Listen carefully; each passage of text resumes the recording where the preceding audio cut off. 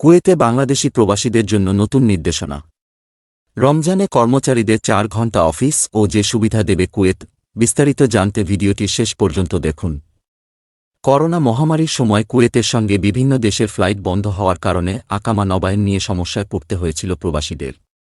ঠিক সেই মুহূর্তে পাসপোর্টের মেয়াদ বাড়িয়ে আকামা নবায়নের সুযোগ দিয়েছিল দেশটির সরকার। বর্তমানে জীবনযাত্রা স্বাভাবিক হওয়ায় ১ জুন থেকে সেই সুযোগ আর থাকছে না। এক নির্দেশনায় বাংলাদেশ দূতাবাস কুয়েত জানিয়েছে, আগামী ১ মে থেকে খারেজিয়ার মাধ্যমে পাসপোর্টের মেয়াদ বৃদ্ধি সেবা বন্ধ করতে যাচ্ছে কুয়েত। এই কারণে আর্থিক ও আইনি ঝামেলা এড়াতে মেয়াদোত্তীর্ণ হওয়ার আগেই পাসপোর্ট নবায়নের অনুরোধ জানিয়েছেন দেশটিতে নিযুক্ত বাংলাদেশের রাষ্ট্রদূত মেজর জেনারেল মোহাম্মদ আশিকুজ্জামান।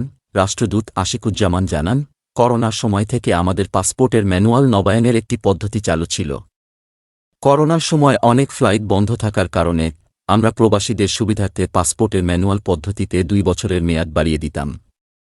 দূতাবাস থেকে একটা পেপার দেয়া হলে সেটা কুয়েতের লোকাল অফিস থেকে খারিজিয়ার মাধ্যমে আকামা লাগানো হতো। তিনি জানান, কুয়েত সরকার জানিয়েছে ১ জুন থেকে সেই ম্যানুয়াল পদ্ধতি তারা আর গ্রহণ করবে না।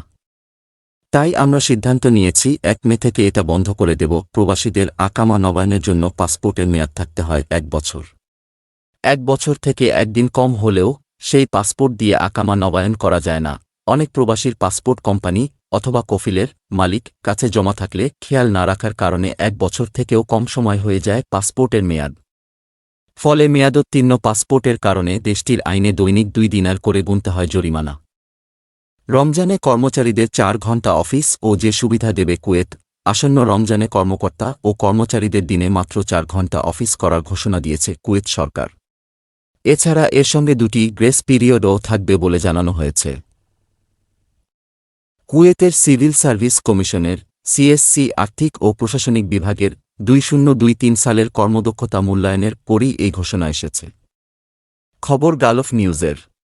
সিদ্ধান্ত অনুযায়ী রমজানে নারীরা প্রতিদিন ২টি গ্রেস পিরিয়ড পাবেন, যেগুলোর প্রত্যেকটির ব্যাপ্তি হবে ৫ মিনিট, যার একটি থাকবে অফিস সময় শুরু হওয়ার আগে, আরেকটি অফিস সময় শেষ হওয়ার পর। অর্থাৎ অফিসের সময় শুরু হওয়ার ৫ মিনিট পর্যন্ত চাইলে নারীরা দেরি করে আসতে পারবেন, আবার তারা চাইলে ৫ মিনিট আগেও বের হয়ে যেতে পারবেন। এজন্য তাদের কোনো জবাবদিহিতা বা শাস্তির মুখে পড়তে হবে না। অপরদিকে পুরুষদের রমজান মাসে ৪ ঘণ্টা ৫ মিনিট অফিস করতে হবে। তারা একটি গ্রেস পিরিয়ড পাবেন, যা অফিস শুরুর সময় থাকবে। আর্থিক ও প্রশাসনিক বিভাগের সহকারী সচিব সালাহ খালেদ আল সাকাবি জানিয়েছেন, কর্মদক্ষতা বিবেচনা করে রমজানে কর্মীরা ভালো পরিমাণ অর্থ বোনাস পাবেন, তবে সরকারের বিভিন্ন দপ্তরগুলো তাদের প্রয়োজন অনুযায়ী শিফট এবং অফিস সময় নির্ধারণ করার সুযোগ পাবে।